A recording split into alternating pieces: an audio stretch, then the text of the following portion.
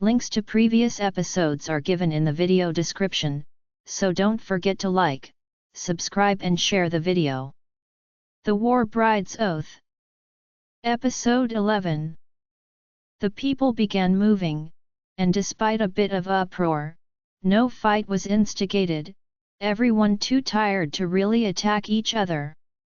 Soon enough, a clear line of people appeared, and those who tried to get in front were loudly told to go to the back.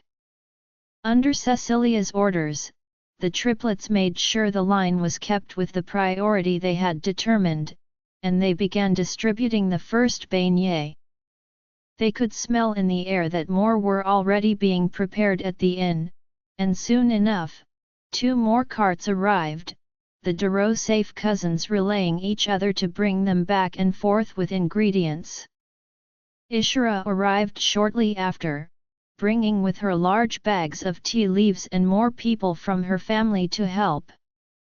They couldn't set up the tea outside, as there was no way to keep a fire going in this flood and downpour, but a pot was prepared inside someone's shop, and they started donating warm tea with the beignet. Cecilia was impressed with how willing everyone was to help since they had arrived.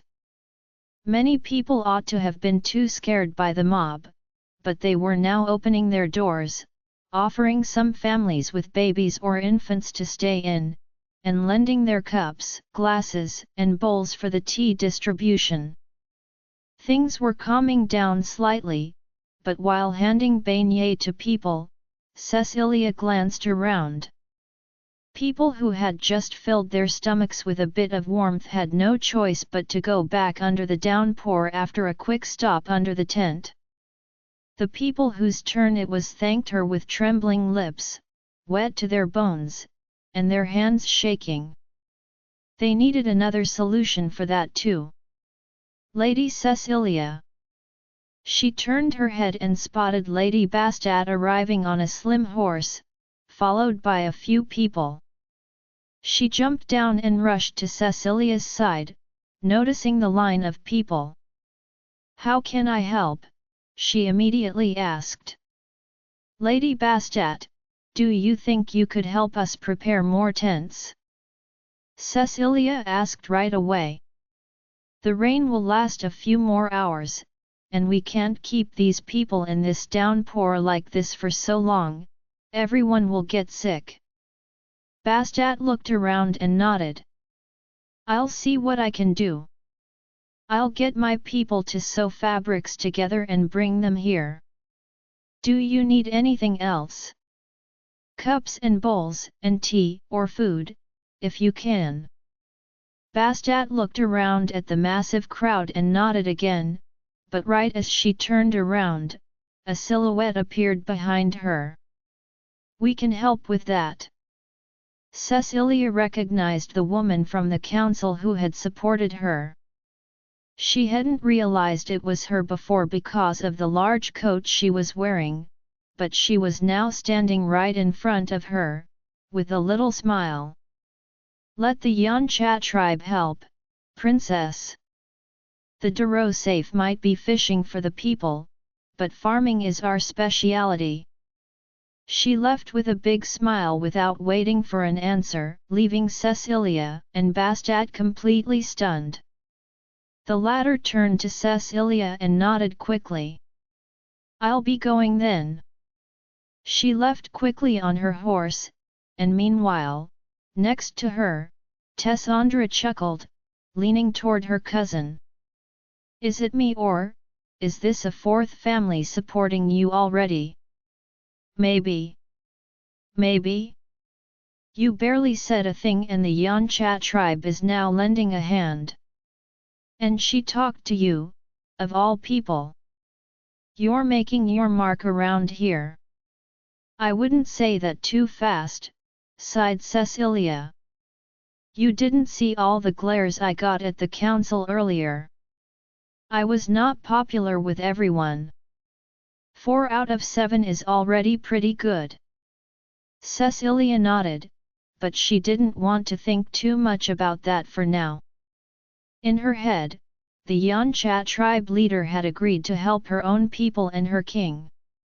This may not have much to do with Cecilia at all.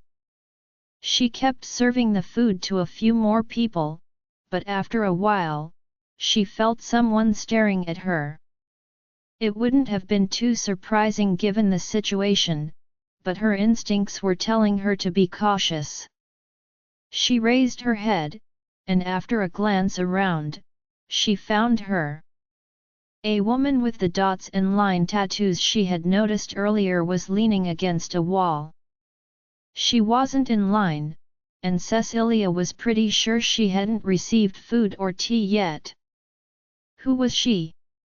She was wearing a raincoat and half of her face was hidden under her hood, making Cecilia a bit curious to see her fully.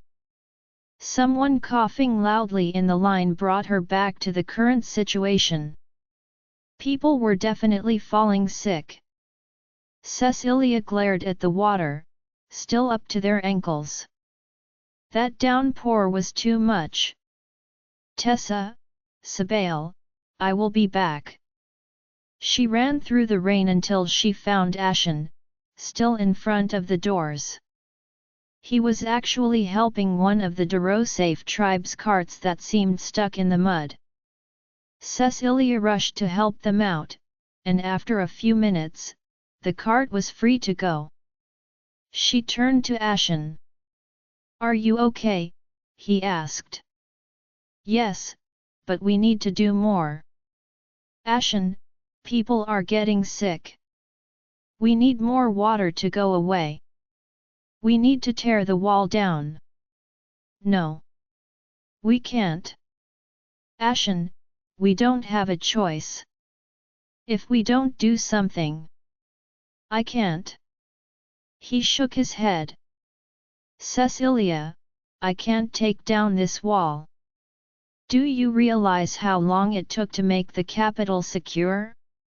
If we tear it down, people will be in danger. Raiders, thieves, criminals, they will all rush in. You don't understand what it's like, I just can't. I don't have a dragon to establish peace like your family does. Cecilia suddenly pushed him away from her furiously. You don't need a dragon, she shouted back. What do you want a dragon for? Look around you. Your people are already in danger. They don't need a dragon, Ashen. Your people need their king. It was as if she had slapped him. He remained stunned for a few seconds, staring at her with a speechless expression. Cecilia was really mad, glaring at him with her pouty lips and rosy cheeks. She hadn't stuttered to shout at him, as if her anger had kept the stutter away, but it seemed like she had been too mad to notice it herself. She was drenched, her lips a bit blue and her wet hair stuck against her face, but that clear, bright light in her eyes seemed to wake the king up. After a long while, Ashen sighed. He combed his white, wet hair back again, looking around as if he was seeing this crowd for the first time. It was more accurate to say he was seeing it with new eyes. There were many people still waiting in line, trying to catch a glimpse of the small tent and the warm food and tea waiting for them. Some children were crying continuously, having not been fed yet, and people were starting to cough and sneeze more and more. Most barely had anything decent to cover them and keep them warm at all. After gazing around for a short while, his eyes fell back on Cecilia. The young princess looked just the same as before. Soaked to the bone and mad at him. Despite her serious and furious expression, he found her adorable. He broke into a nervous chuckle, suddenly feeling much better. Ashen, it's no laughing matter. I know, he muttered. I'm sorry. Before she could protest, he grabbed her cheek gently and put a quick kiss on her wet lips. You're right, he said. I don't need a dragon. I only need you. Despite still being a bit angry, those words melted her anger quite effectively.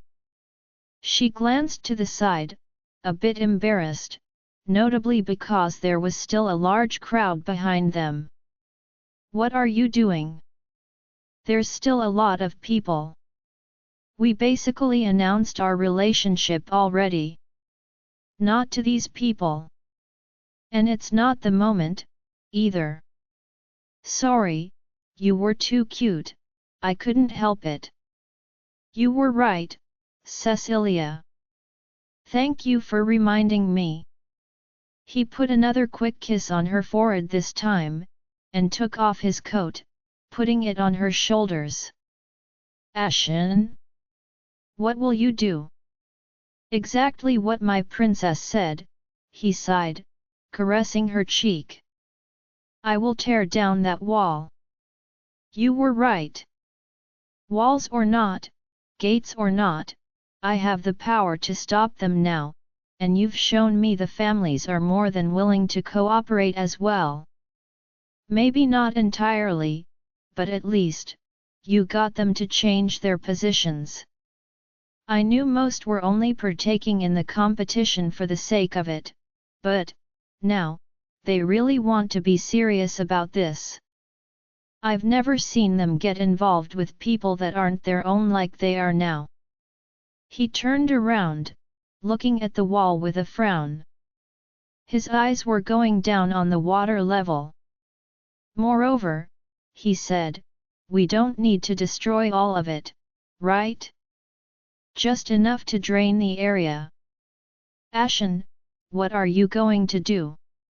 Don't worry, he said. You're right. I may not be a dragon, but I'm still rather strong. He took out his large sword and began walking toward the wall, under the crowd's shocked eyes. Cecilia stood there, unsure of what to do, watching him put his hand on several parts of the wall as if he was looking for something. The ground had to be steeper where Ashen stood, because the water was now reaching up to his mid-thighs. He had to use his strength just to fight his way through the water and kept walking next to the wall, touching it with his hand or the tip of his sword. After a while, she saw him freeze for a second, and he began stabbing his blade against the wall, using the tip to try and pierce his way through. The scrape of the blade against the rocks made an awful sound, and for a second, she feared his sword would break. But it withstood the impact, even after the second, third, and fourth blows. Ashen kept going, trying to dig with the only instrument at his disposal. It looked like a titan's work, but against all expectations, he was really starting to carve in.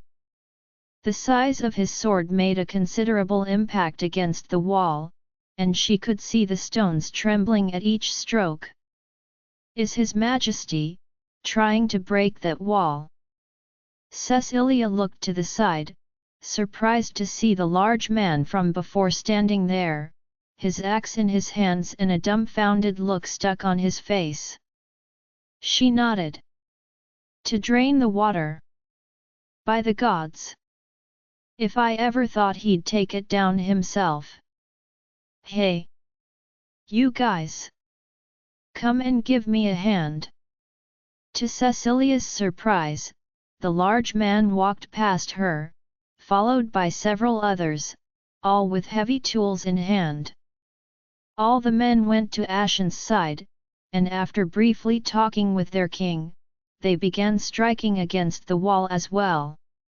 Cecilia's heart skipped a beat. Seeing him side by side with all those men, trying to tear down that wall despite the flood, made her so incredibly proud of him. There was nothing left of the stubborn, wrong-headed man she'd argued with before. He was so focused on his task, with all the men around, if it wasn't for his white hair and impressive musculature, he could have seemed like any common man out there. Finally, the first breach appeared. All the men had to step back because the water was suddenly sucked into the thin gap with a strong force. The water level went down a bit, but it would take more. As soon as it appeared and the water flowing out had slowed down, they all resumed banging their tools against the wall, some with things such as hammers, trying to gradually enlarge the hole. Cecilia looked back. The crowd seemed mesmerized by the scene. There were even some gaps in the queue. Some people were too shocked by the king's behavior to think about the food for a few minutes. She smiled, feeling proud. Those people were finally getting to see their king, and what he was truly capable of. Cecilia turned around, leaving Ashen to his task. Far from the castle, the stares and schemes of the lords, he could finally be what he had always been, a man of the people. "You don't need to look that proud, you know," chuckled her cousin. Cecilia couldn't hide her smile, though. She kept Ashen's coat on her shoulders, joining her cousin still distributing the food under the small tent. She and Tessandra glanced at the crowd still waiting. "How are we?" "As you can see, people are still waiting, but many have received some food already," nodded Tessa. "Most could use some more, though. The Dorosafe have just brought another cart of food, and more of the Hashid people just brought in more tea, as well. We got new hands to help us out too, but I'm afraid it might not be enough, though, Ceci." Her eyes were on the people in line, some of which were starting to sneeze and cough more. Despite the several hands working behind the large table set up to distribute beignets and tea, once the people were done eating, they were sent back into the cold. Cecilia's heart dropped. It was a certainty now that people were going to get sick. "We might need to set up an infirmary," sighed Tessandra. "No, we're going to need a hospital." Her cousin dropped her jaw, shocked. A hospital? Ceci, we already barely found any space to set this up." "I know, but look. Many people have been walking around in the water, some barefoot. There has to be dozens of diseases in this water. There might even be some people carrying diseases in the group. If we don't do our best to prevent it from spreading now, we'll have a pandemic on our hands," sighed Tessandra. "But still, we have nowhere to set this up, and hundreds of people on our hands. Not much time either. What do you suggest we do? I know your mom had a full mountain available to set up a hospital, but we don't have that." Cecilia smiled. "Maybe we don't need to go anywhere. The patients are all already here." "I'm not sure I'm following." "Lady Cecilia." Bastet and Ishara arrived in front of her at the same time. "We brought more fabrics, as you requested," said Bastet. "I've also asked some of our best and fastest seamstresses to make more tents for the people to use. They will be ready shortly." "Good." Cecilia turned to her cousin. "Can you and Sabale gather men and ask them to help erect pillars? As soon as the water goes down, we can set up more tents for people to be under." "Got it." Tessandra quickly left, grabbing Sabale's shirt and pulling him along with her. The poor man had clearly learned to follow without too many questions. Cecilia chuckled but turned back to Bastet. "Thank you, Lady Bastet." "You're more than welcome, my lady. We are also working with the Yancha tribe. They donated first so we can make more coats and hand them out to the people to help them stay warm. Where do you want us to set up the tents? Make sure to elongate the one we have over the queue, first. Keep it far from the wall and out of the way, we can't block the streets. I'm also going to need to set a larger one, near the doors. Enough to hold about 20 seats, but I need it to cover the sides too. With 2 entries opposite to each other, if possible. Understood. I'll relay that to my people. Lady Bastet quickly left without discussing Cecilia's orders. She was wearing a strange colored wooden hat that kept the rain away from her, but also got her many surprised stares. You seem to have a plan in mind, Lady Cecilia, asked Ishara, stepping forward. We need to create a temporary hospital, she explained. A hospital? But there's none here, and we can't possibly accommodate all the patients in a tent. We do have a few white houses in the capital, but we don't need to take anyone sick to the capital. Cecilia shook her head. Can you have healers come here to help us?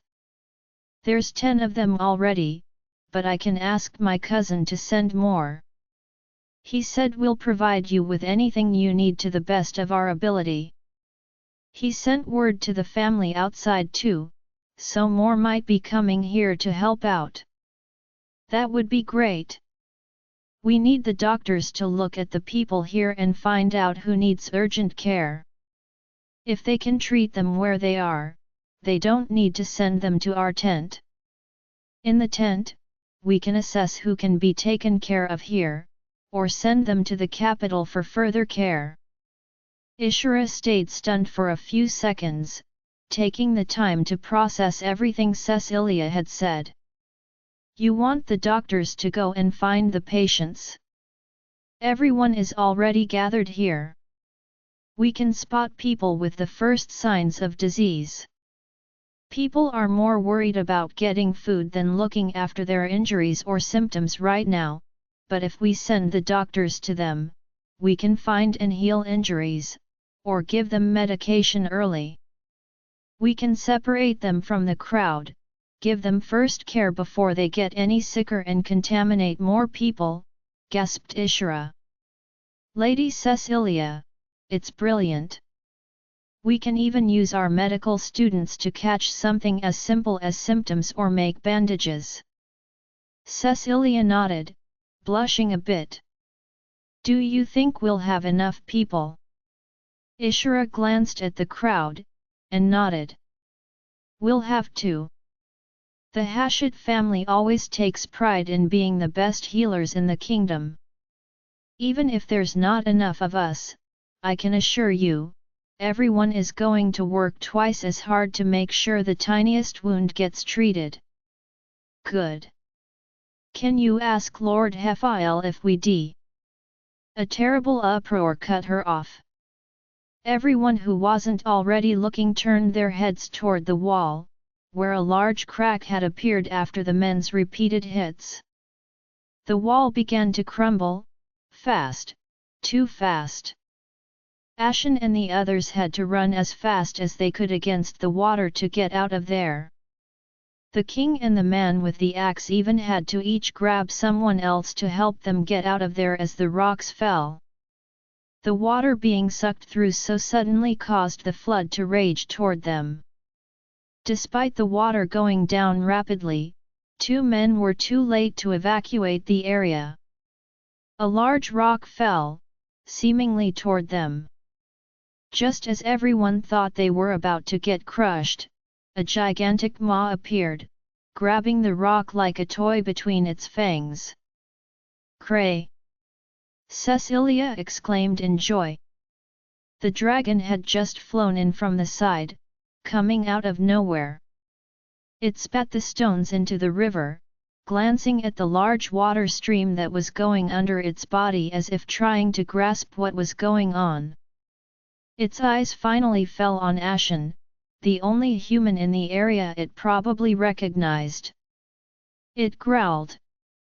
Ugh! Ashen groaned back. Of course you only come now to help, hey! Cray swung its large tail left and right and lowered its head to sniff the king. Ashen took a step back. He had very limited trust in the war god's dragon. Sir Dragon! Exclaimed Neptune, who had just run to Cecilia's side. When did he arrive? I don't know. Cecilia shook her head. He probably can't fly in this weather, he must have been hunting in the countryside. As long as the dragon hadn't been hunting unreasonably again, she didn't mind much. Dragons weren't too fond of downpours like this, as it stuck them to the ground. Especially for Cray, who, unlike her siblings dragons, didn't have a body made for water. I hope he's not hungry, muttered Nana in Cecilia's ear. We are already very busy making food for the people. He'll be fine, said Cecilia. Cray. The dragon immediately popped its head up, the red eyes finally finding the princess amongst the crowd. With the rain covering the smells and pretty much everyone wearing cloaks and hoods, Cray was probably having trouble finding anyone. As soon as the dragon saw Cecilia, its large tail swung again, hitting and demolishing a small portion of the wall in one blow. Ashen rolled his eyes, exasperated. Still, the dragon ran to Cecilia, its large snout releasing large puffs of hot steam. She patted it, happy to see the familiar large figure. Cray, I need you to stay still for now, she said. Stay with Ashen, please. The black dragon growled softly against her, and its head then suddenly turned to Nana, the red irises growing larger. Poor Neptune jumped. Later, she promised. Later, I'll give Sir Dragon tons of fresh beignet. She received a loud growl in response, and Cray turned around, crawling back to Ashen. Everyone else was completely shocked at the scene. Most were seeing a dragon for the first time, and the gigantic creature was just effortlessly tamed by a few pats and the promise of fish beignet. I'll go and share your plan with the rest of my family, said Ishira. The sooner we start seeing people, the better. We can send the worst cases to the capital if there are any. I'll tell them to sort out some space for us. She left and Cecilia turned to Nana. Is everything going all right? We're still distributing food, and the Yancha tribe just came with more meat and people to help, exclaimed Neptune, excited. But Lady Bastet is setting the tents to shield the people, and they could use more arms to help set it up. I was supposed to go ask His Majesty. Nana glanced toward the men now walking away from the wall. She was probably too intimidated by her king to go and ask for help, but she was now waving at one of the larger men, not the one with the axe, but a middle-aged man with a large hammer, and the round face shape characteristic of many of her family members. Uncle Yamam, she said. Are you all right? Can you come help? We need strong men to erect wooden pillars, they are heavy. Coming right up. The man sighed, catching his breath, while Neptune ran to talk to another of the men, a younger one this time. He shook his head. Ah, she's a real beauty. I hope she doesn't lose too much of her curves when she grows up. Her curves, said Cecilia, a bit surprised.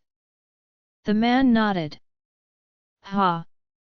All the women in our family tend to be like that.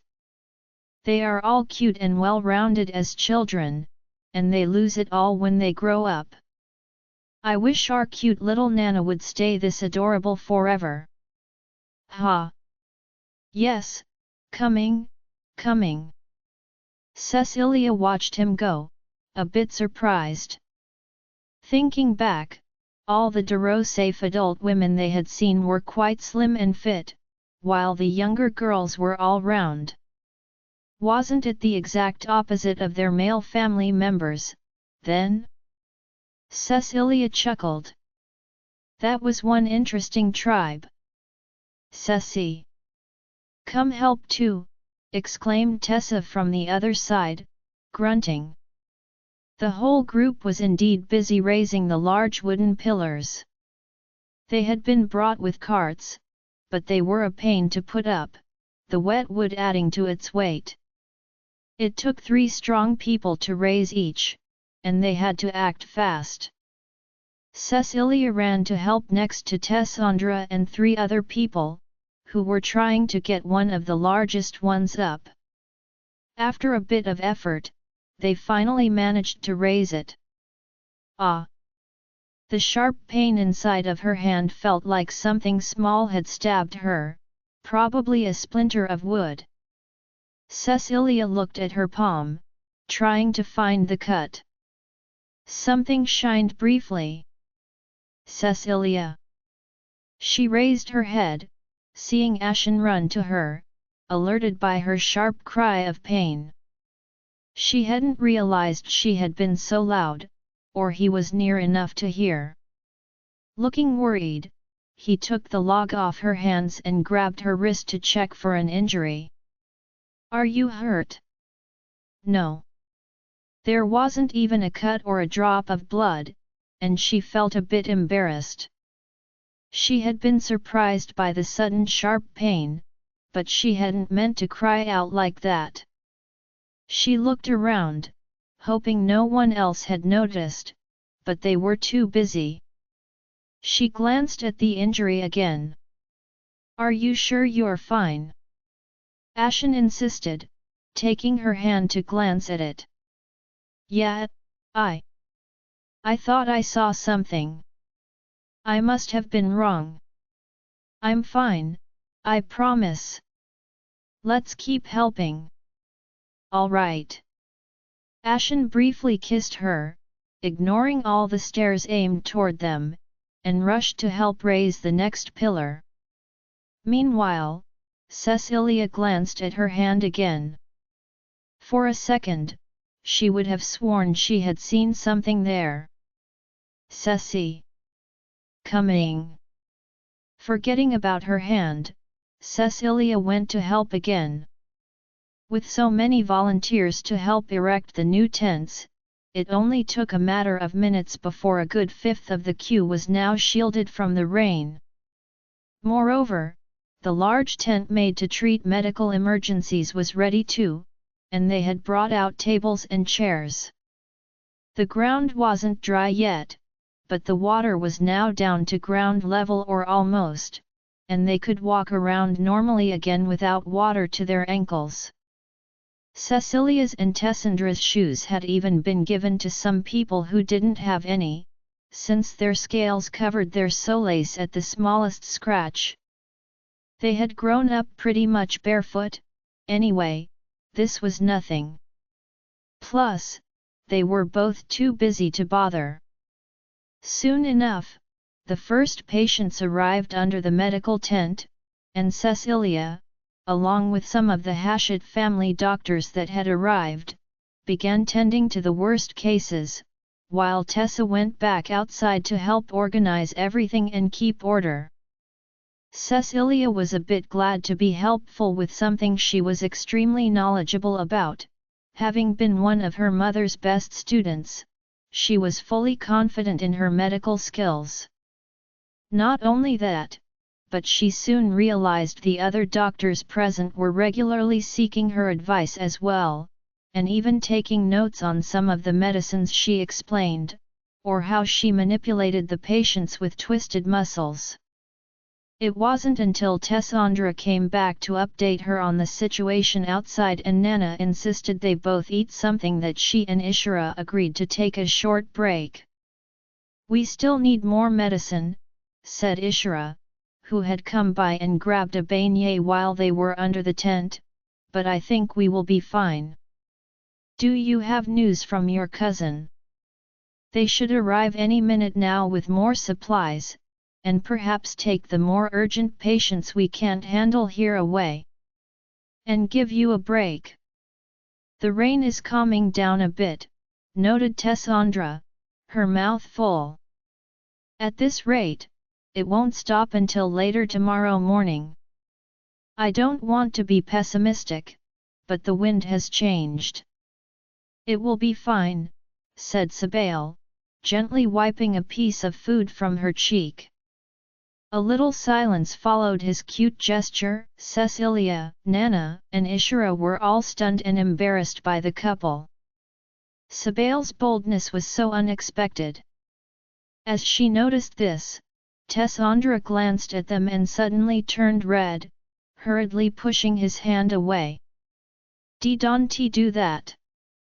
She stepped away from him, as if he was some dangerous, unpredictable beast, almost hiding behind Cecilia, who exchanged an amused glance with Sabail. She wasn't sure what had happened between them, but it seemed like the young soldier was getting closer to taming the beast. "Sabail, could you ask more royal soldiers to help us deal with the crowd, and request more buildings to host those who need places to sleep? It might just be temporary, but—" "We're already on it, my lady," said Sabail, his eyes still going to Tessa. "The soldiers have volunteered their barracks here to offer beds and temporary housing for the families who haven't found one. We also have more shop owners who donated, and even some of the restaurants. If the rain doesn't get worse, I think everyone will be fine until tomorrow morning." "Good, then." "Tessa."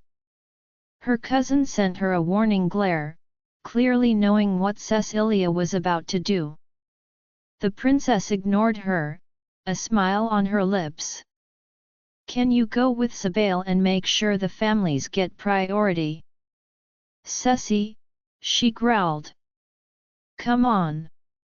Without warning, Sabail took her hand, and pulled her out of the tent. As soon as they were gone, Cecilia chuckled and Ishira sighed. "Can those two be any more obvious? It's almost painful to watch." "I don't get it," muttered Nana. "Is my brother chasing Tessandra now, or—" "It's what you call push and pull," chuckled Cecilia. "Ah. Oh, well. I'm glad they don't seem to be fighting anymore. I will get back now. Let me know if you need more beignet, we are preparing a new batch. I think the Yancha tribe is bringing us more ingredients too." Naptuni left. She looked as tired as them, but rather happy to be helpful in organizing the distribution around. She had put up an efficient system to have the recipes and dosages all ready to be measured up, so more people could help both in the temporary kitchen and for the ingredients preparation. Plus, she had an incredible memory, being able to tell who had how many buns and cups of tea since they had begun distributing. "I never thought I'd say this one day," muttered Ishira, "but that Duro-safe girl is more capable than I thought. I thought she was just always busy studying, but to think she can use all she learned on the field." "Nana is much more than she seems," said Cecilia proudly. "She's very brave too." "Indeed. Our kingdom has some really capable young women around." "You're even more impressive, Lady Cecilia. You know, I'm thinking of expanding that system you created." "The system I created," she repeated, surprised. The visiting doctors. I never thought about the doctors visiting the patients rather than the other way around. We have so many patients visiting our doctors' offices and hospitals every day. I never realized there might be so many people in need of a doctor who wouldn't go to see one themselves. I've been talking with some of those people we saw, and I was a bit surprised. Some people don't dare come into a doctor's office, or can't, for some reason. Many overestimate the cost of medicine, or don't even know my family offers free consultations for the poor twice a month. Ishura smiled, putting one of her braids behind her ear. I may have never thought of sending one of our doctors out here, she said. The outer capital has always been absolutely insecure since I was a child. Our family used to live far from the rest of the population, to protect my aunt and the knowledge we inherited from her and the people of the Rain tribe. When we got on the king's side, and we were given mansions inside the capital or bought locations, we thought of our security first, as usual, but... She took a deep breath and turned to Cecilia, with a smile. You, a foreigner, came here and you just spent hours organizing a rescue for people you knew absolutely nothing about. You didn't care a single second about hiding your knowledge of medicine, and you didn't once use your power as an imperial princess, or even that dragon. You spent hours under this downpour treating each citizen as if they were your equal, with no care for their background. Princess Cecilia, I think you have a lot more to teach our kingdom than medicine. Do you have any idea how impossible it is to have members of different families cooperate like this without any sort of payback between them? Now, look. The Yancha and Darosaf donated food alongside one another. I am treating people one after another without knowing who they are or asking for any money. People were so helpless for so long. We forgot what it was to simply help someone else. Ishura turned her eyes inside the tent. There were a dozen people inside, calmly chatting and treating wounds. All of the doctors were volunteers from the Hashit family. They were tired, only there to serve complete strangers' needs, but they were all smiling, reassuring, and treating them with the greatest of care too. I never thought I'd be as proud of my family as when they are sharing what we tried so hard to protect and keep to ourselves for free. The Rain tribe would be proud, nodded Cecilia. I think so too. The two women smiled at each other. They felt a bond between them, not only from their similar age and interests but because of their familial roots. Perhaps they were more closely related than they thought. You know, I always had doubts about our king, muttered Ishura, but, of all the people I have seen today, I think he surprised me the most. I never saw His Majesty act so vulnerable. Genuinely, I always saw him as a demigod, but a lot of people remember him fighting for this kingdom. Perhaps he might not be so bad to follow after all. Come on, Cecilia smiled, let's get back to it. The two women went back to treating patients. There were no big emergencies, luckily, and even as the other Hashit arrived to help out, only a handful of people were taken to the inner capital for further care. Most people they saw had light injuries or diseases that could be handled with known treatments, but as time went on, it was obvious some people were coming for conditions that resulted more from the journey there or long-term issues than any emergencies. Still, both girls and everyone else kept treating patients, losing themselves in work and feeling happy about it. Without their knowledge, Ashen and Tessandra had arrived and been spying on Cecilia for a few minutes at the entrance of the tent, watching her working hard while each drinking a cup of tea. Her mom's best student, chuckled Tessandra. She already knew every herb and plant when she was young, smiled Ashen. Tessandra gave him a glare, staring at his form up and down, and taking a step aside. I still don't like you, for the record, she blurted out. Noted. And if you ever hurt my cousin again, I'll make you pay. I may not have a dragon, but I can still barbecue you anytime. Duly noted. Tessandra clicked her tongue, a habit of their family he had forgotten, and stepped inside. Ashen sighed. With Cecilia being so sweet and gentle, he had forgotten the women in her family all had dragon blood in their veins. Ceci! Tessandra called out. Tessa! Is everything going well outside? Very well. But it's getting late now, we've been here almost all day. I think they can do without us now. The members of the Duro-safe tribe are running out of supplies, but everyone has been decently fed at least once already, and the Yancha promised to bring some more vegetables for the local kitchens to boil and share. Plus, I don't think you've noticed, but the rain has calmed down more. Oh! Cecilia looked up, and indeed, she could hear the sounds above the tent were calmer than before. She nodded. Good, then. And, I'm sorry to remind you, but I think you've got a banquet to attend. Cecilia's heart dropped. The banquet. She had completely forgotten all about it. She had spent hours in the tent, caring for the sick and getting completely absorbed in treating one patient after the next. She hadn't realized how late it had gotten outside. She nodded, a bit stunned as if she had been sucked back into reality. I'll go grab Nana and Sab, said Tessandra. See you in a minute. Cecilia agreed, and as her cousin left, her eyes fell on Ashen, who had been waiting behind. She sighed and walked up to him. Is it very late? She asked, worried.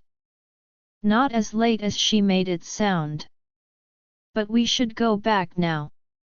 We've done plenty here, the rain is calming down, and I think you deserve some rest before the next battle. Cecilia chuckled nervously. Indeed. She had been standing up for hours with only a couple of beignets in her stomach. Now that she had stopped focusing so much, she could almost feel the fatigue weighing on her. After a quick word to say she was leaving to the doctors in the tent, which no one opposed, she stepped out, holding Ashen's hand. The scene outside had changed quite considerably. The queue for the beignet was now reduced to a few dozen people, and no one was looking as famished or desperate as before. In fact, the streets were much emptier, and instead, people had gone toward the dozens of tents that had appeared outside, scattered between the streets. Naptuni and Sabail came out from one of those streets, looking a bit tired as well, but calm.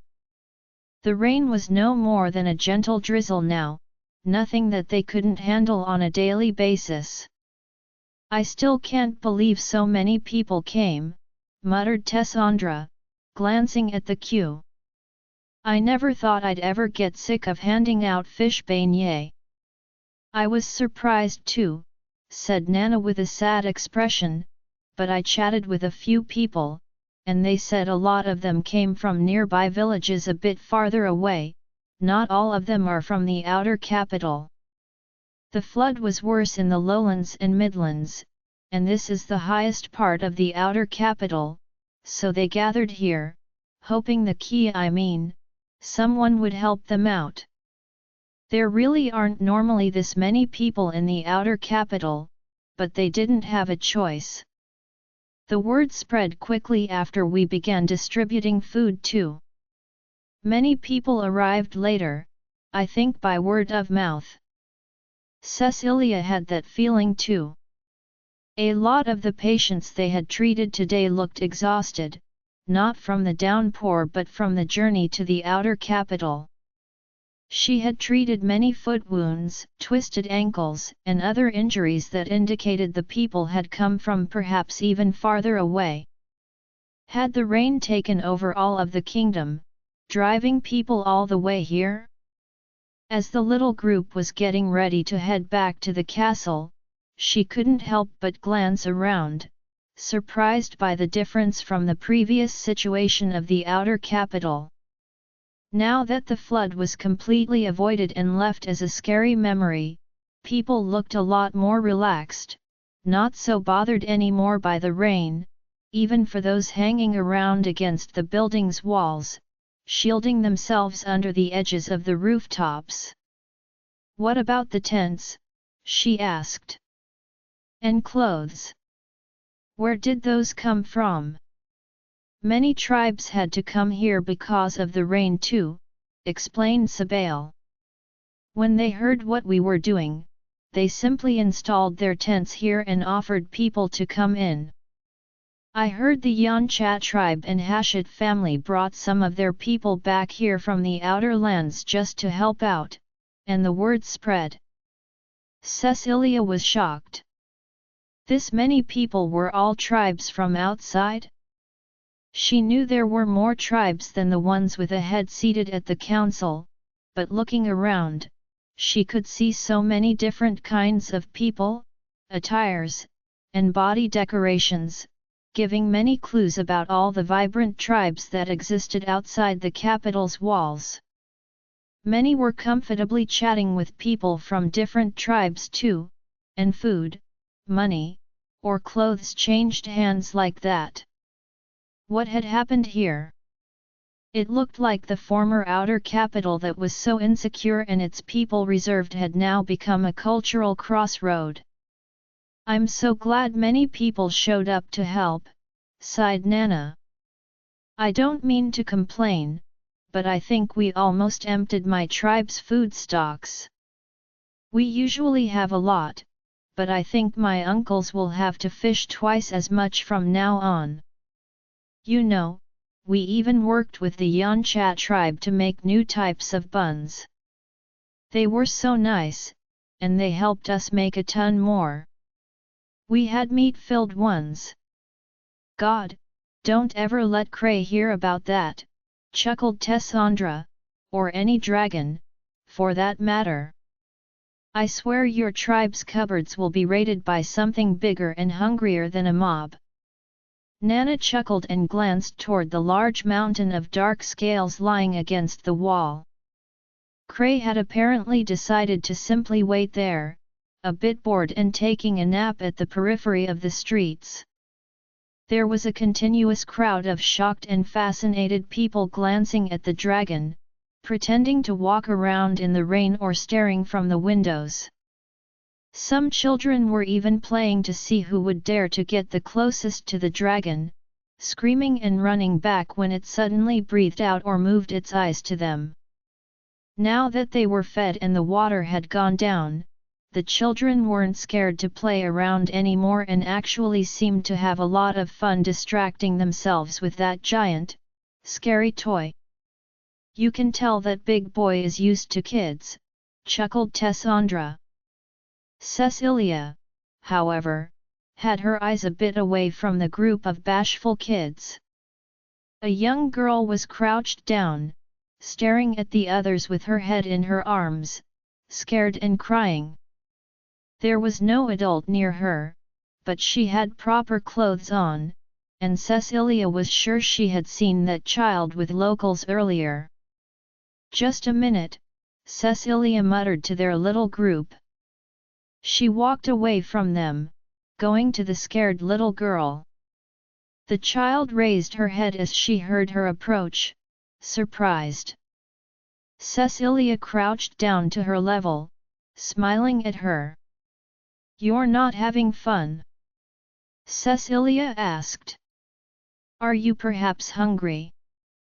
The girl shook her head, her eyes going to Cray with absolute fear in them.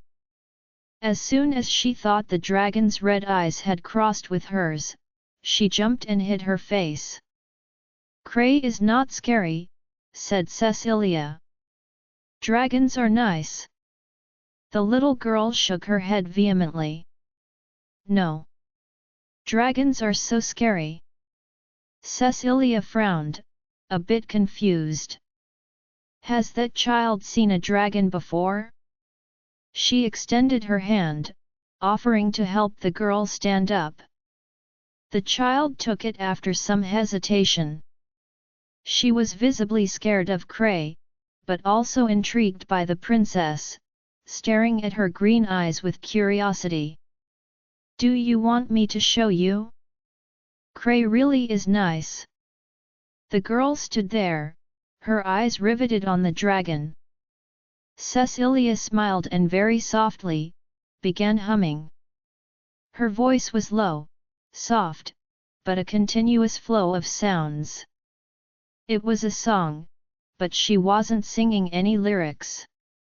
Still, something strange happened. Her voice began echoing.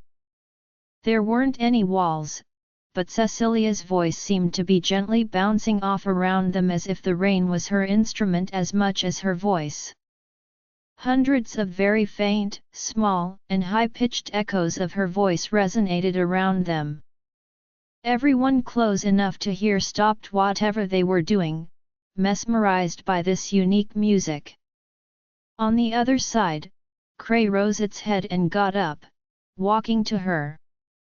The little girl noticed and curled her body up even more, retreating against the wall. She watched as the dragon's snout appeared under Cecilia's arm, rubbing itself against her.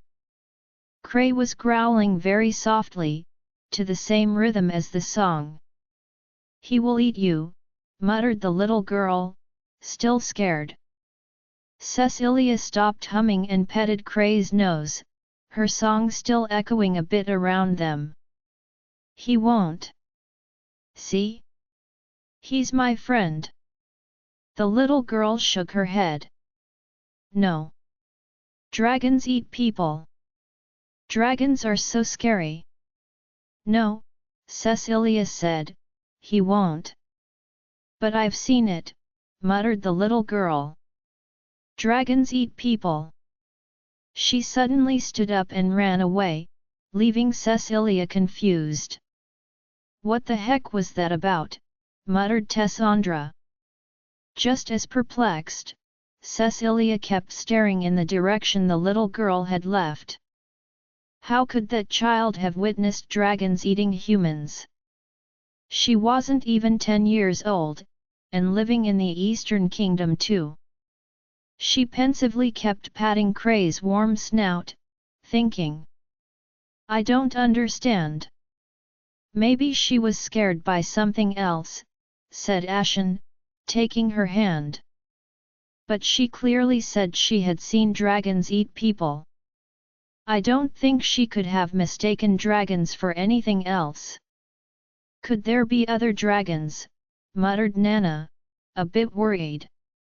"No," immediately said Tessandra. "Our aunt and fathers made sure to hunt all the other dragons when she became empress, to avoid issues or a future rebellion.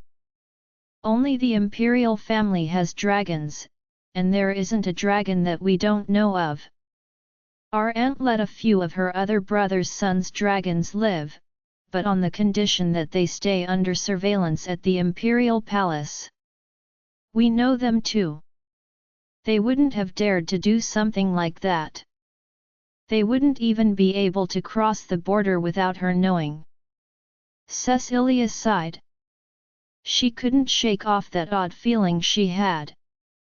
But that girl was really scared of Cray.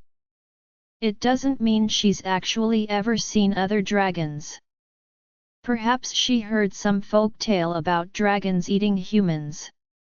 It wouldn't be so surprising, either, given the past between our countries. Tessandra was so strongly rejecting the idea of dragons they wouldn't know of. Cecilia didn't dare add anything to that, but she still felt very insecure. Ashen gently wrapped his arm around her shoulders, and she was reminded of where she was, the rain gently falling and the banquet she still had to prepare herself for. She sighed and turned away, following him.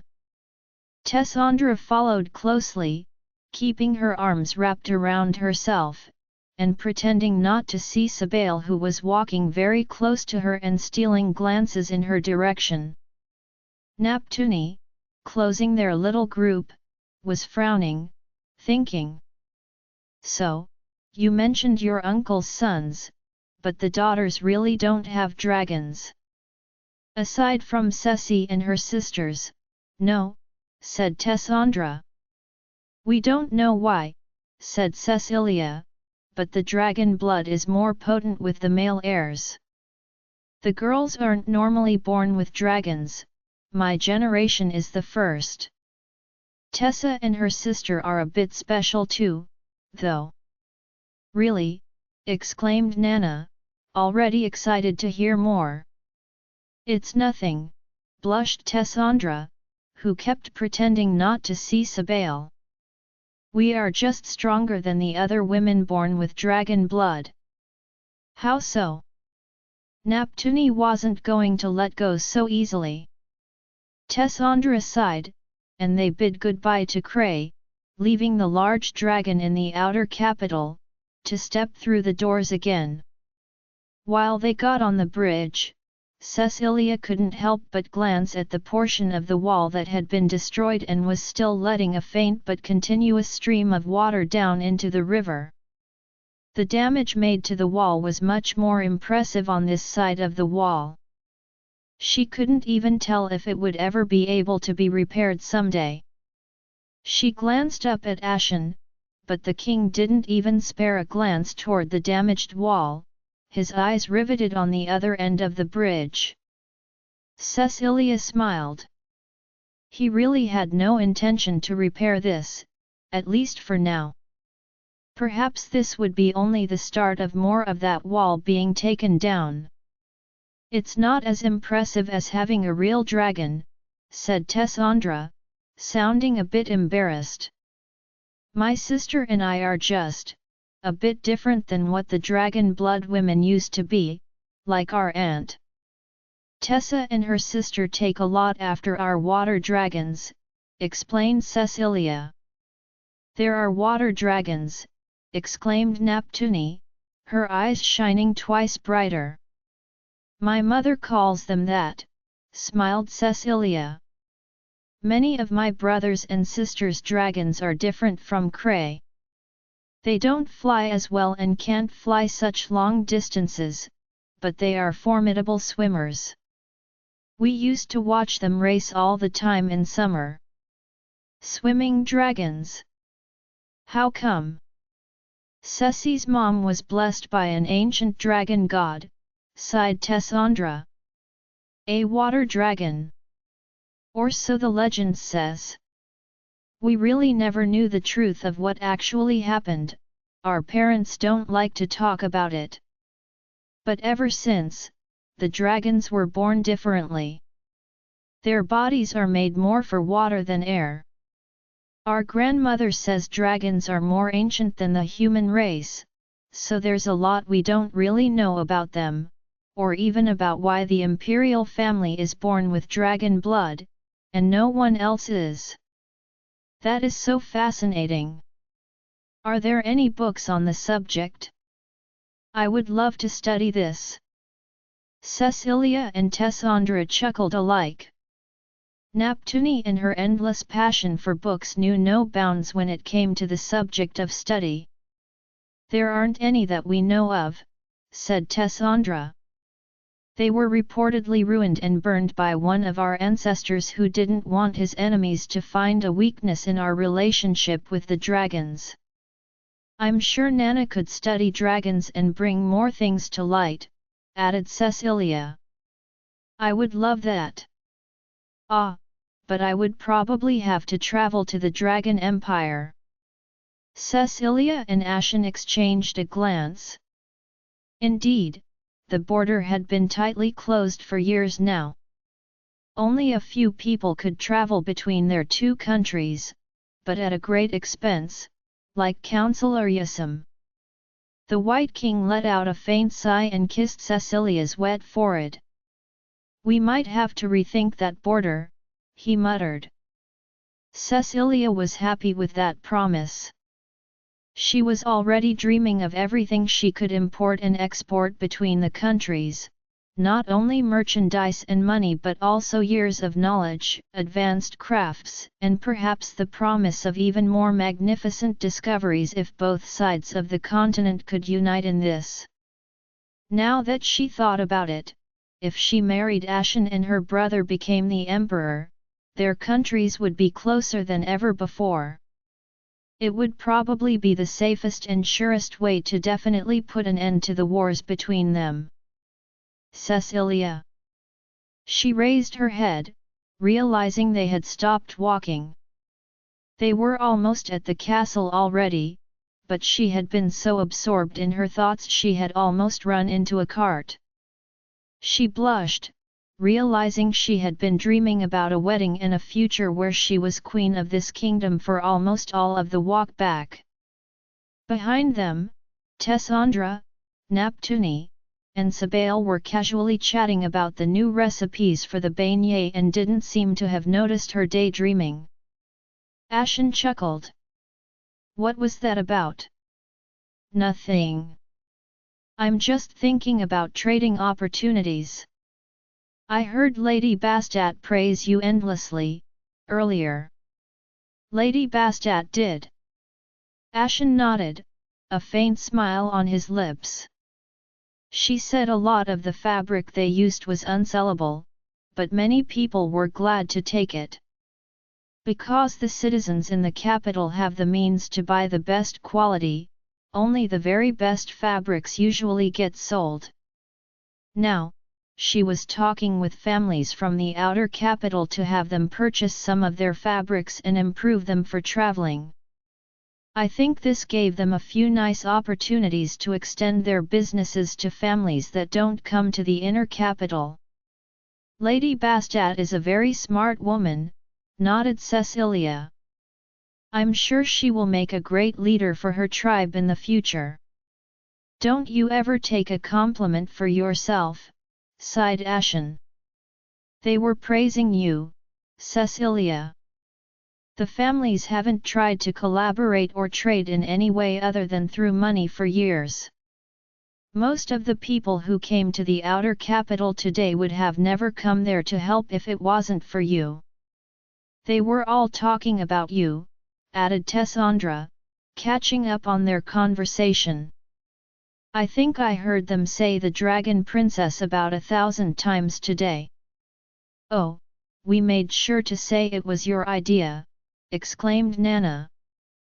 The Duro Safe tribe was happy to help, but none of this would have been done if Lady Cecilia hadn't given us the confidence for it. My tribe has been making a lot of exchanges with the outside, but it was never really safe until today. I am so glad so many people got to eat my family's beignet. Oh, and that we made friends with the Yancha too. You forgot the Hashit. They were all looking at Ceci as if she's the great priestess of medicine. You guys are exaggerating, muttered Cecilia. I didn't do that much. Without everyone's help, I wouldn't have been able to do anything, and we still have to pay them back too. Pay us back? Surely not, protested Nana. These are our people. I don't regret handing out a single beignet for free. The soldiers were happy too, chuckled Sabael. To be honest, guarding the outer capital and making sure no one gets robbed or attacked can be exhausting. Most soldiers don't want to be assigned there, but today, we had many guys volunteer to help out. Because food and tea were given for free, no one reported a single robbery. We even spotted the local thugs helping out the soldiers. Those words seemed to have Ashen thinking. While the trio behind passed the doors to the castle, Cecilia stared at the king, seemingly lost in his thoughts. Ashen? What is it? I was just thinking. I never thought things would go so well today. I haven't visited the outer capital in a while. Perhaps it's time to reevaluate the situation outside. You should, bluntly said Tessa, who had once again heard that people don't choose to become bandits or thieves. If you give them jobs and a paycheck, you'll be putting them to work. A stable job is a safer way to get their stomachs full compared to daylight robbery. Cecilia was pensive. It was true. Even when they had slaves in the Dragon Empire, they still earned money. That was why their aunt had fewer issues abolishing slavery. People had simply stopped buying someone's freedom, but there weren't fewer jobs or workers, on the other hand.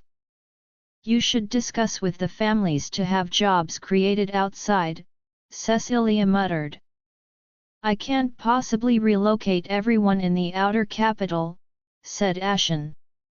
I've thought about it. It isn't safe enough, and there just isn't enough time to build and get more businesses running.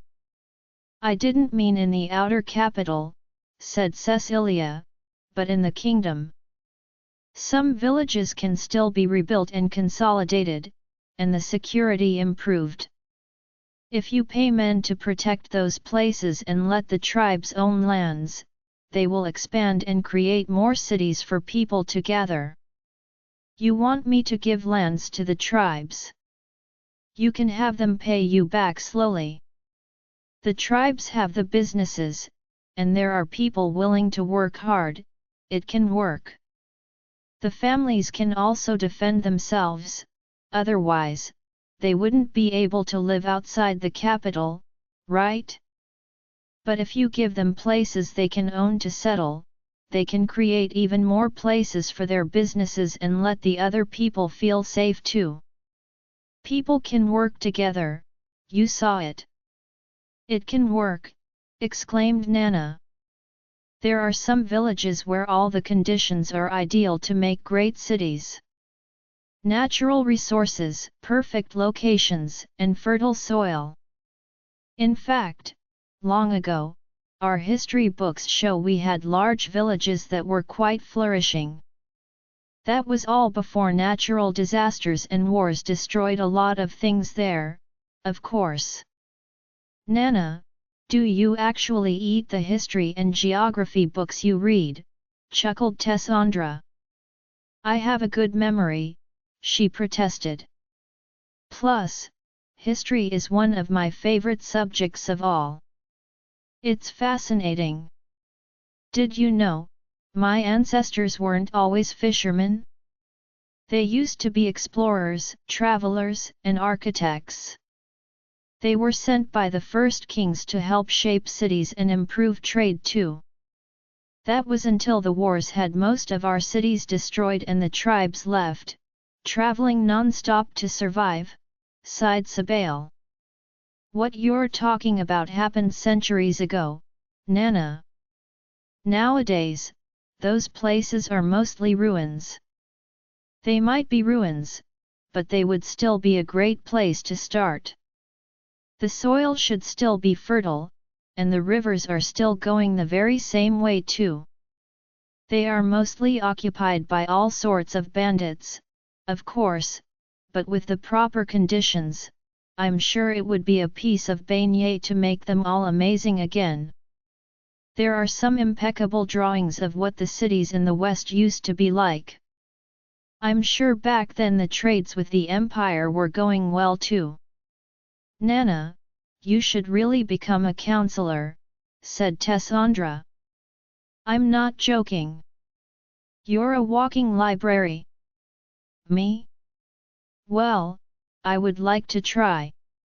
I mean, I do dream of becoming a scholar, of course, but becoming a counselor is still a very difficult thing.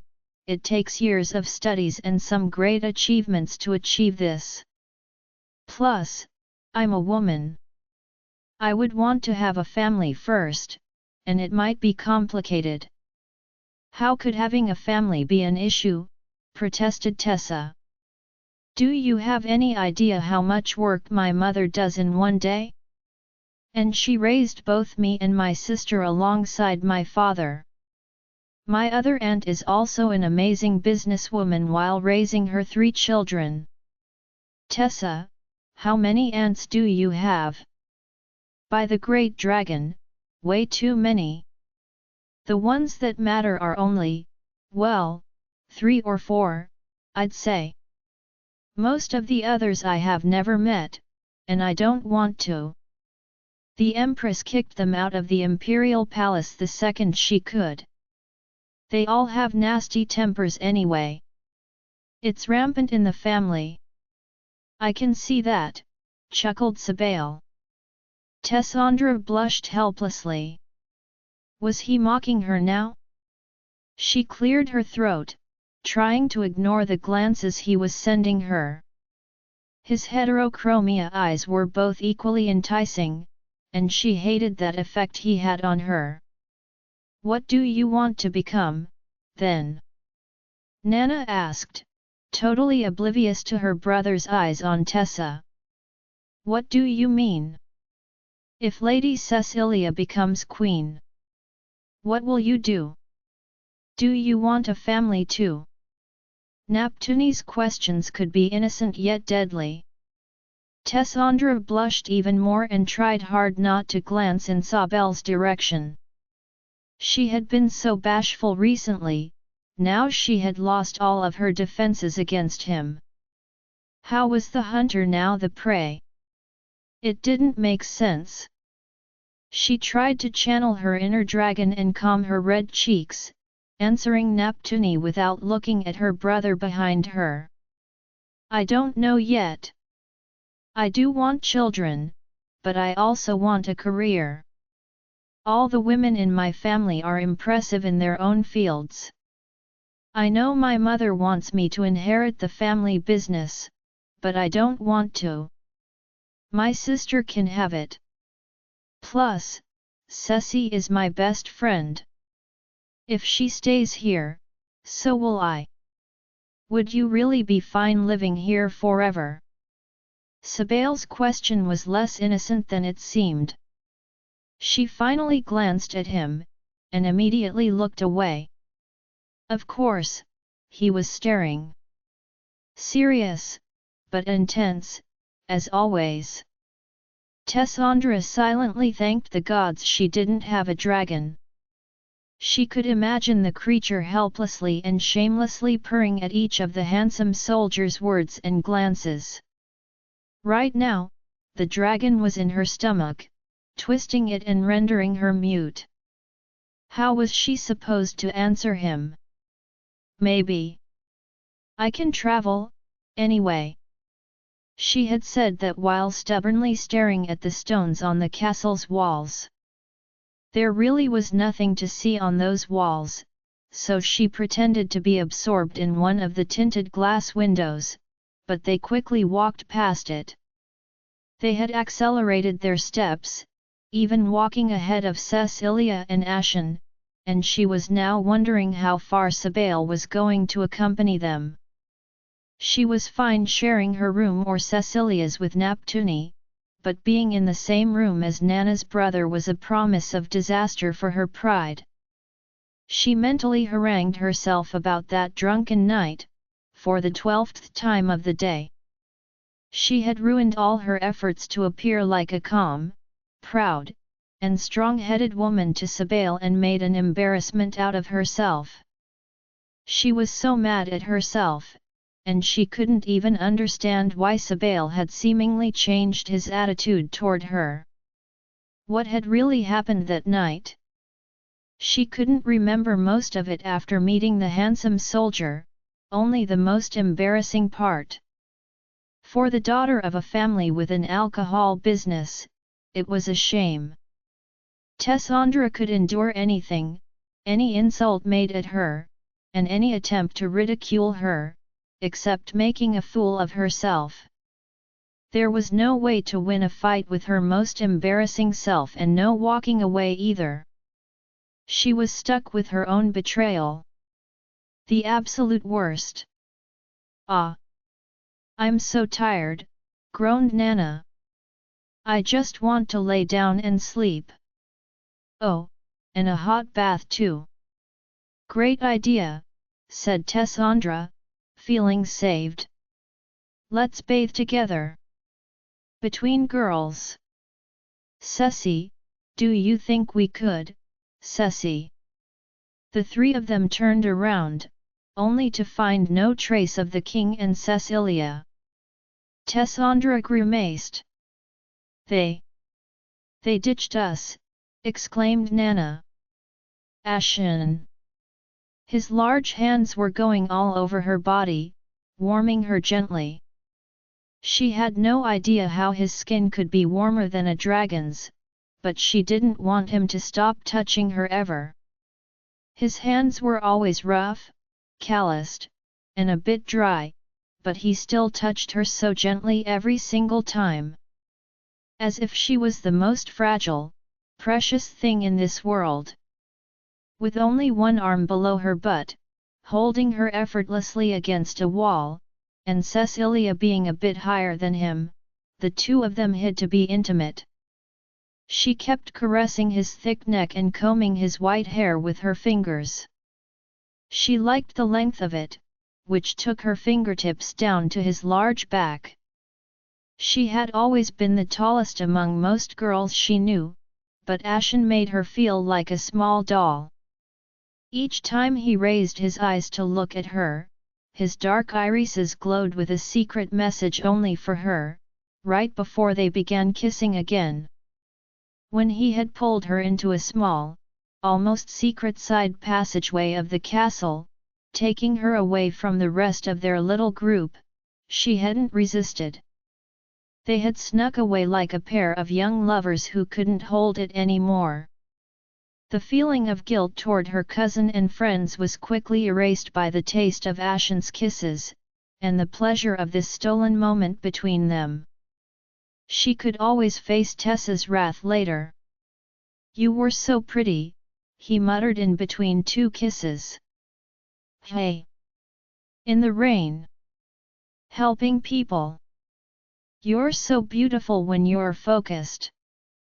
Cecilia blushed. Ashen was terribly blunt and straightforward when it came to praising her, and she was not used to such compliments.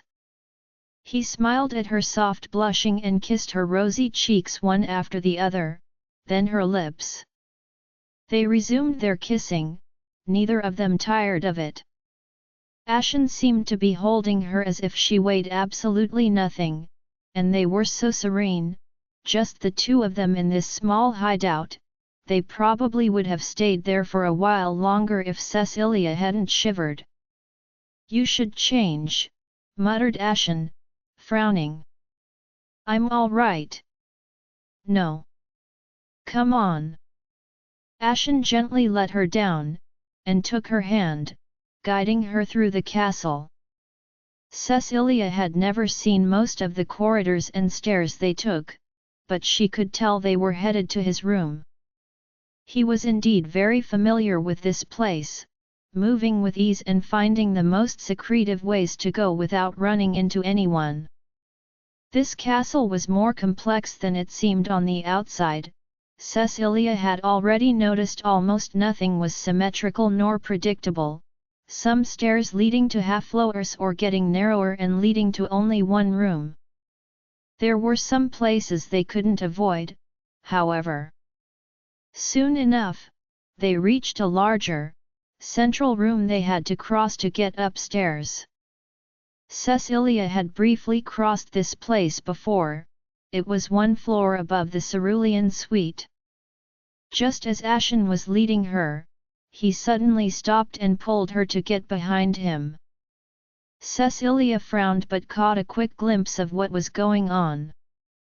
They had just run into some unpleasant acquaintances.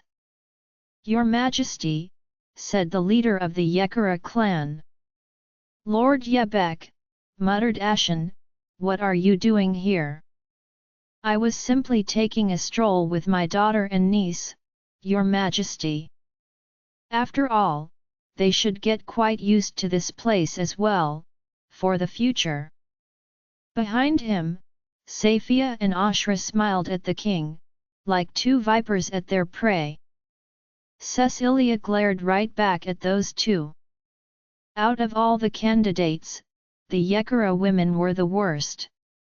She couldn't stand their haughty attitude and even worse, their lascivious looks in the king's direction.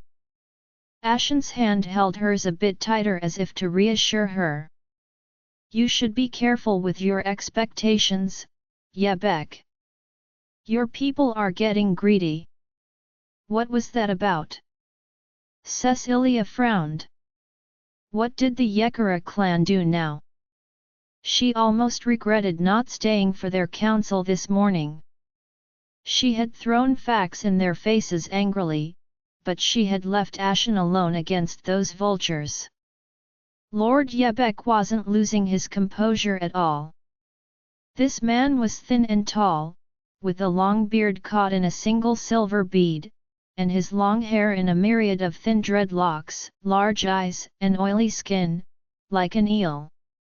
He didn't seem like a warrior like his people, only thin and almost sickly under his large, thick clothes. He definitely had the eyes and attitude of a schemer, instead. "Are they?" he chuckled, raising a thread-thin eyebrow. "I am only hoping for the very best for this kingdom. But fear not, Your Majesty. My daughter and niece will be benevolent.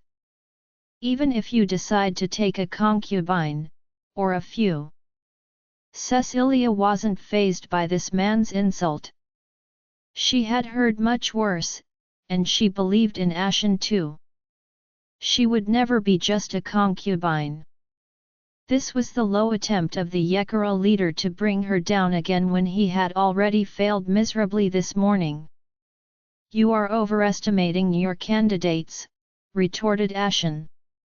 "I don't see any woman with the potential of a queen standing behind you. It's too bad Your Majesty can't see it. The daughters of the Yekara clan have every single quality needed to become a queen, they have it all. Beauty, intelligence, and most importantly, the skill to lead or support a leader. They will make perfect brides, even if they don't rely on a dragon."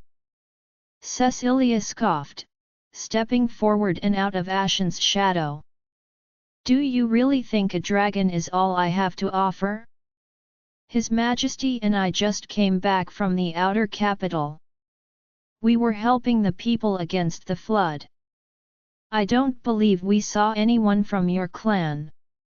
Why should we bother with the lowborns and criminals of the outer capital?" retorted Yebek, losing his smile. "Does the princess believe those people will make you queen, perhaps? They are irrelevant. Saving those people is useless, they will die of any disease they brought with them or in our streets like the rats they are." "How dare you call our people rats?" roared Ashen, stepping forward angrily. "They are our people." The Yekara leader shook his head slowly. "They are our pests, Your Majesty. The annoying symptoms of the disease that's taken over our once glorious kingdom. The weak shall die for the survival of the strongest, so we can keep the very best and make this kingdom strong again. It might be cruel, but this is the only way our kingdom will get back to its former glory. The survival of the fittest will bring a new dawn. We shouldn't let everybody starve for the sake of some weak-hearted believers in a miracle that won't happen." Get rid of the useless, only keep those who can be beneficial to our kingdom. The poor keep reproducing like rats, which will only suck our nation's wealth from the inside. You're disgusting, retorted Cecilia. Sorry to hurt your dream, princess, but the Eastern Kingdom is different from your empire, hissed Safia. That's right, said her father. We have limited resources, and way too many people, beggars, trying to get to it. We cannot afford to let this nation bleed out more from useless bloodsuckers. The strongest shall survive. Ashen chuckled, although there was nothing joyous in his voice. You sound like my father, he said, and that's not a compliment. Your father may have had some wrongs, Your Highness, retorted Yebek, but at least he had the guts to lead this country with a strong hand. One king cannot reign by only listening to his personal whims, or have eyes for one woman. Watch your mouth, Yebek. I don't tolerate traitors. Your Majesty, I'm only telling some truths, as any wise man would advise his king, or warn him. His eyes were clearly staring at Cecilia, just like his niece and daughter that were already glaring at her. Cecilia was disgusted by this man. She had already thought he was a horrible creature that morning while trying to use her relationship with Ashen against her, but now, his political standpoint was perhaps even worse to hear. Let's go, groaned Ashen, pulling her behind him. They cut across the room, briefly crossing paths with the Yekara, although they purposely left quite some space between them. Ashen didn't spare them a second glance, but Cecilia didn't shy away from their glares. She was clearly an annoying obstacle between their candidates and the king, and they didn't even bother to hide their hatred. The smirk on the clan leader's lips as she was pulled away annoyed Cecilia all the more. No, wait. Just as they were about to reach the doors and part with the irritating trio, Cecilia turned around, fiercely facing them. You knew the flood would put people at risk outside the capital, she said. You didn't send help at all. Almost all the families did, but you decided to ignore those people. Those families are so poor and weak precisely because they can't help but lose their wealth stupidly. It is their choice to waste money and goods on those useless people.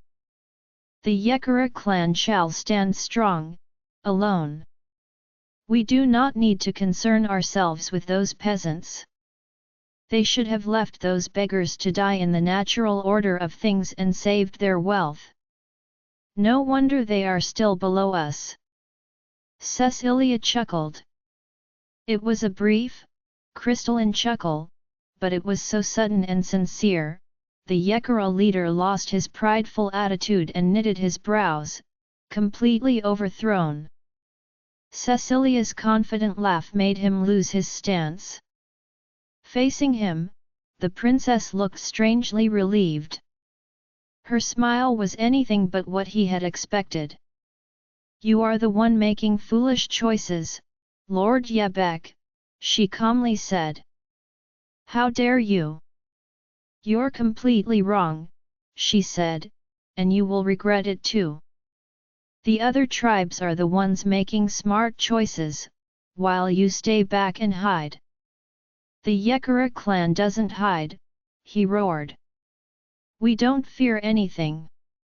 You do. You fear losing what you have. But you're losing opportunities because you're so afraid. The other tribes are already far ahead. You just don't see it. You're ridiculous. They are stupidly losing money. Wasting it on beggars. They will soon come and beg us for their own food. They will not. They are already preparing for the future, getting richer. Cecilia grabbed Ashen's arm, with a confident smile that infuriated Lord Yebek even more. They are not wasting their money. They are investing in people, she declared, before pulling the king away with her.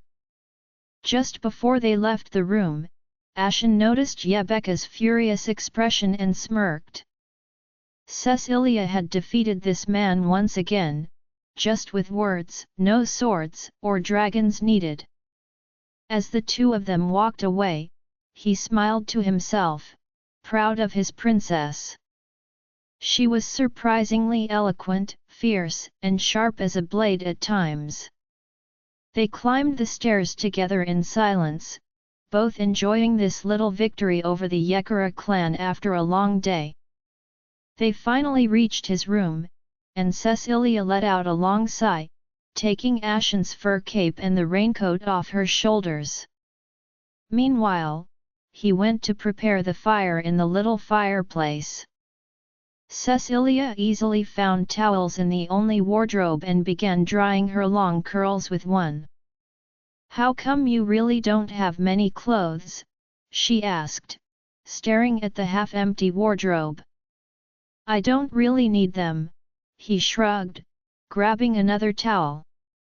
"It's easier to move around without." "I don't like it," she frowned. Every time they ran into some women, candidates, or servants, they couldn't help but glance at the king's impressive body, regardless of if they were scared or not. Cecilia didn't like that at all. She rubbed her hair a bit more vigorously with the towel, reminiscing about the Yekara women that still had their hungry eyes on her man. "Ceci." His gentle voice wasn't enough to make her stop pouting. Instead, Cecilia ignored him, fiercely focusing on drying each of her long curls. She hid under the towel as an excuse to ignore him. She was jealous, and a bit embarrassed about her own possessive nature. It was a side of herself she was unfamiliar with and quite uneasy about showing to Ashen. Suddenly, she felt large hands over her own, and he gently squeezed them. His fingers moved to take control of the towel, and he began drying her hair for her. Cecilia was mute, only following his lead, his movements far less aggressive than her own. Despite being temporarily blind, she could feel his presence right behind her, a bit too close. They should be the ones to be jealous. His deep voice sent a wave of warmth down her chest. She tried to swallow her saliva, but her throat was dry, and her heart was beating a tad too fast. She wasn't so shy when they kissed earlier, so why was she so much more troubled when he used his words? He slowly pulled the towel down and wrapped it around her shoulders instead. Because he was behind her and she couldn't see his movements, Cecilia was on edge, trying to guess what to do next. She heard him chuckle, and she turned around, unable to take it anymore. She faced his smug expression, making her even more embarrassed. "It's not funny," she mumbled, trying to push him away. "I'm not making fun of you," he assured her, caressing a strand of her hair. "I'm just being a bit selfish." Cecilia sighed. He could be horribly arrogant at times. He chuckled once more, but stepped away, grabbing another towel to hand her. Although her hair was half dry now, her dress was still soaked, and her body cold. It was unlikely she'd get a cold, but she was still very much uncomfortable. This time, he stepped away, giving her some space to finish drying herself, or at least try to.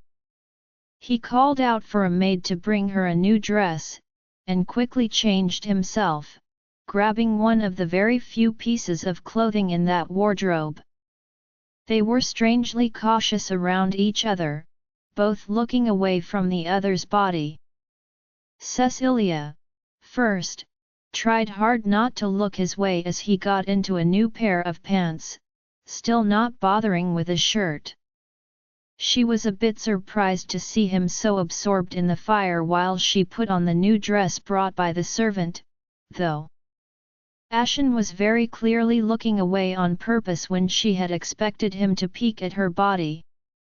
She wondered, was he really not interested? Or just trying to be considerate?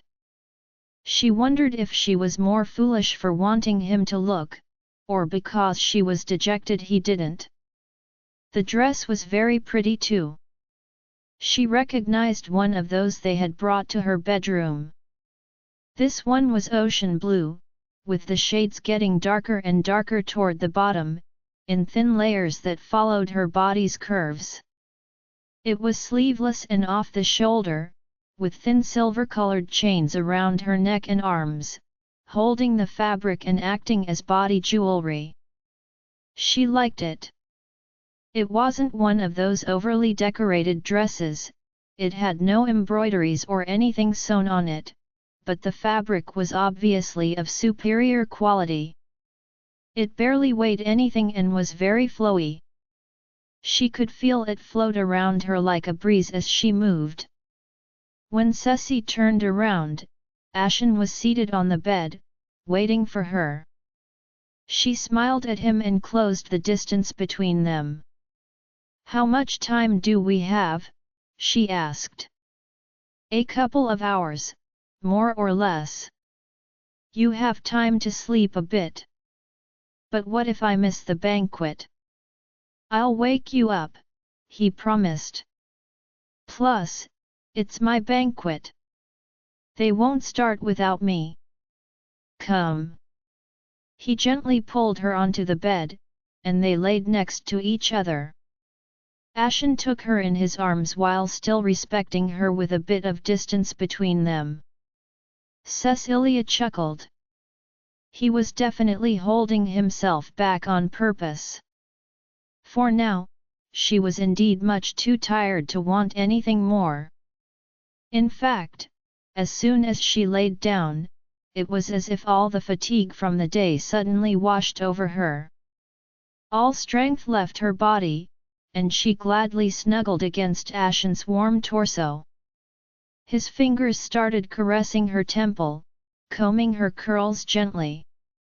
Cecilia slowly drifted away, soothed by the gentle rain sounds, the smell of a warm fire, and Ashen's fingertips against her skin. "Cecilia." She woke up to lips softly pressed against her shoulder. Cecilia frowned, a bit confused and upset about being taken away from her very good nap. She felt like she had only slept for a very short while, but the lighting in the room said otherwise. It was darker outside, and the room was taken into a warm halo from the fire. Ashen moved his lips to her cheek with a faint chuckle. "Are you awake?" She nodded with a faint sigh. At least, she was feeling a bit more rested. She felt Ashen move to position himself over her, and she opened her eyes to see him, a playful smile on his lips, hovering over her. His intense, burning stare woke her up instantly. Her heartbeat quickened again, sending blood rushing through her body. She realized she was trapped between his arms. "Ashen! Don't we have to go? We still have a few minutes." She blushed even more. He probably hadn't planned those minutes to let her get ready. Still, her body felt strangely content about this. She nodded her hands behind his neck, a bashful smile on her lips as well. When Ashen came down to kiss her, she didn't refuse him. She was now warm, and feeling that heat from her lover's body.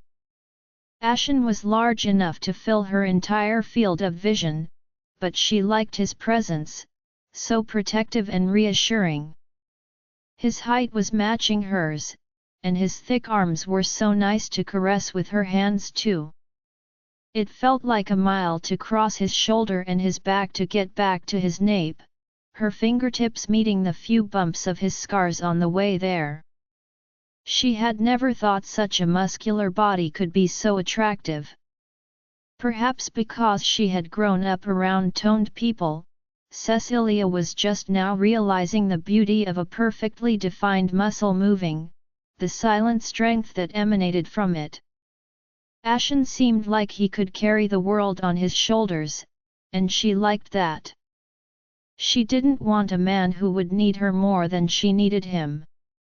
He may have taken a long detour to realize it, but her prince was truly a fine king. The sounds of their kisses and caresses filled the room, with the beautiful concerto of the crackling fire and gentle rain behind them. She could hear his faint breathing like a brisk wind, and feel the mattress moving under them. His hands gently caressed her leg, up and down her hip, without going much further. While she wondered why he hesitated so much, Ashen's lips moved to her cheek, down her jawline, to her chin, her neck, and pressed down further to her cleavage. Cecilia blushed helplessly, but she didn't care any more. She looked down, meeting his eyes. Ashen was kissing her, the burning dark eyes of her lover locked with hers, making the whole encounter even hotter. She opened her lips to say something, but the delicious shivers he was sending from each place he kissed rendered her mute. It was good, scarily good. She gasped as his fingers moved in between her legs, caressing her even more intimately. "Will you be all right?" he asked between two kisses. Cecilia felt a bit more embarrassed. She had lost her virginity just the previous day. It was only natural he'd ask. However, she felt completely fine. Her body had recuperated quite quickly already, and in fact, she was even eager to do it again. She wanted it. She nodded, her heart beating fast and her whole body sweating a bit from the heat. Ashen smiled, throwing her heart for a loop. He then ventured lower, to her surprise, moving his face between her legs. Pinned to the bed, Cecilia covered her mouth, embarrassed by her own excitement. "Ashen! Let me taste you!" Before she could protest, his mouth was against her lower lips, and she moaned helplessly, surprised by the sensations it caused in her lower stomach. As Ashen used his tongue and lips to please her, his hand caressing her curves, Cecilia heard herself gasping and moaning in pleasure. She wanted to explore this facet of her womanhood. She was young, but so eager to learn more about the pleasures of the flesh. The situation was embarrassing, and making her blush endlessly, but she didn't want to push any of it away. She wanted more of what Ashen was giving her. She moved her legs as she felt like it, her toes grabbing the sheets, and wriggled her waist under his tongue, crying out in pleasure. Her voice was embarrassing to her own ears, but she liked those sounds of the woman inside her getting pleasured by her lover. Ashen's mouth was restless, not letting her escape. The wet sounds and movements were filled with lust, and a heat was growing in her stomach. "Ashen!" she cried out, grabbing his hair. His hot breath was as much a torture as his tongue. It felt like this would never end, but something was growing, dangerous and attractive. The pleasure was rising.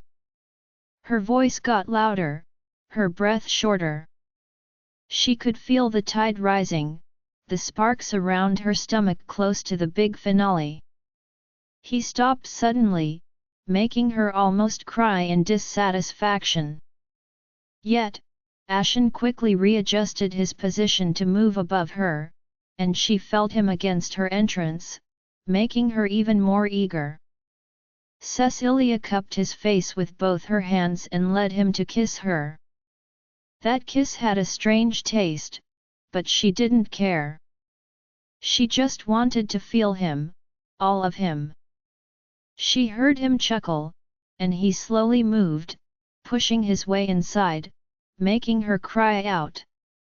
Cecilia spread her legs naturally, letting him all the way in, groaning in pleasure as he filled the void he had left just before. Her trembling voice spoke volumes. She didn't remember it being like this, but she liked that heat in her lower body, the foreign feeling inside. Ashen groaned next to her ear and clenched his fist around the cushion by her head. "Are you all right?" He chuckled, and this sent weird sensations that made her shudder. "I should be the one asking you that," he whispered, kissing her cheek. "I'm all right. Just working on my self-restraint. But I'm fine." He sighed and got on his elbows to look at her. "I think you underestimate my greed a bit," he muttered. "You have no idea how much I want you, how much I have been craving you since yesterday." Cecilia blushed and smiled, caressing his cheek. "I want it too, Ashen, please." He sighed, shaking his head a bit. "You're more dangerous than an army of dragons, Ceci." "All right. Don't get mad at me later, please." He suddenly began moving, making her cry out.